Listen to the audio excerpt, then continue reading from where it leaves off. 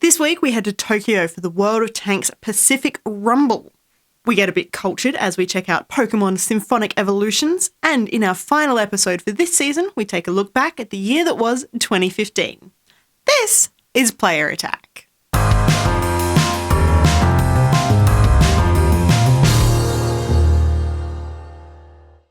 Hi, I'm Jessica Citizen, and this week we are full of bad news.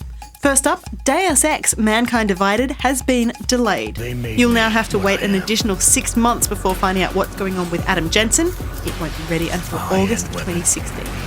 The team at Eidos explains the delay is because Eidos Montreal has discovered the game needs just a little more time in post-production, with a special focus on tuning, iterations and refinement to meet the studio's high standards.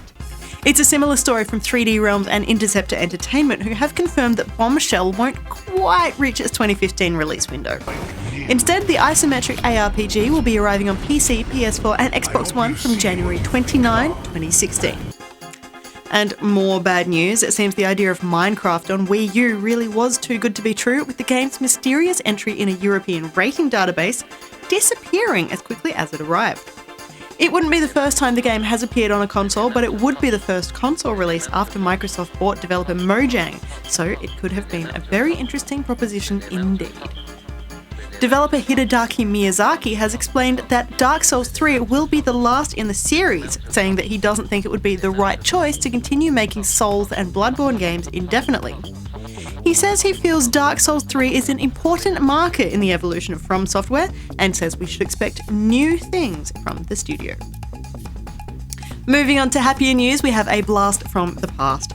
Pure Ownage, the cult favourite Canadian web series, is back with an entire movie.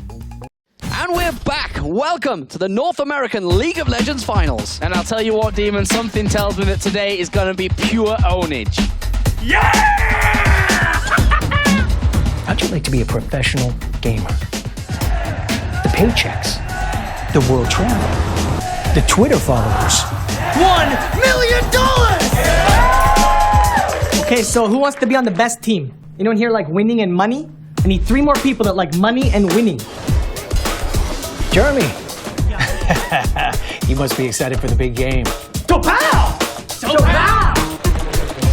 2-0 in the lead, just one step away from the victory.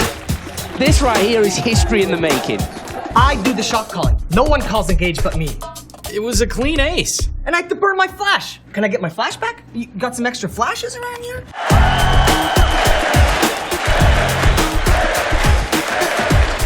You can try another game, you know. Why not an FPS?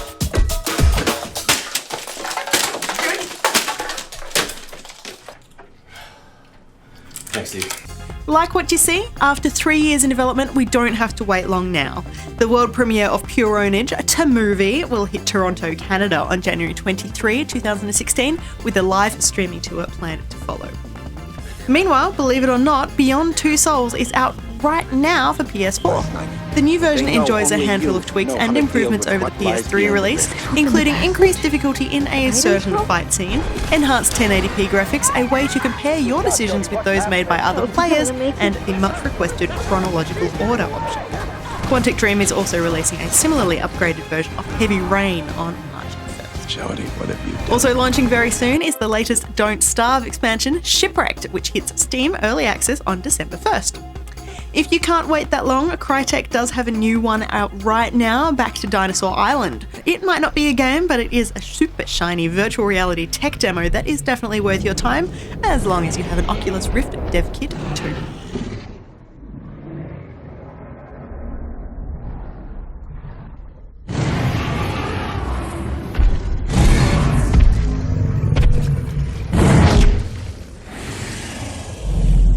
Australia's Manor Bar may have closed its doors earlier this year, but its legacy lives on in another country on the other side of the world. A new cafe and restaurant, Nerdvana Food and Spirits and Nerdvana Coffee Shop, is opening early next year in Texas, downstairs from Gearbox Software's new home and just around the corner from the US National Video Game Museum. The idea is the brainchild of Christy Pitchford, who came up with the idea while her husband, Gearbox founder Randy Pitchford, was away on long business trips. One of those trips took him to Brisbane, Australia, where Gearbox showcased the infamous Duke Nukem Forever at the local Manor Bar, a cocktail bar and video gaming lounge. The end result has been described as a hard rock cafe celebrating games instead of music and is set to open in March 2016. There's a little console war going on again this week, as Sony announces plans for the ability to play PS2 games on your PS4. We don't know too many details about just what it's actually working on right now, but Microsoft has been quick to point out just how simple its backwards compatibility functionality really is.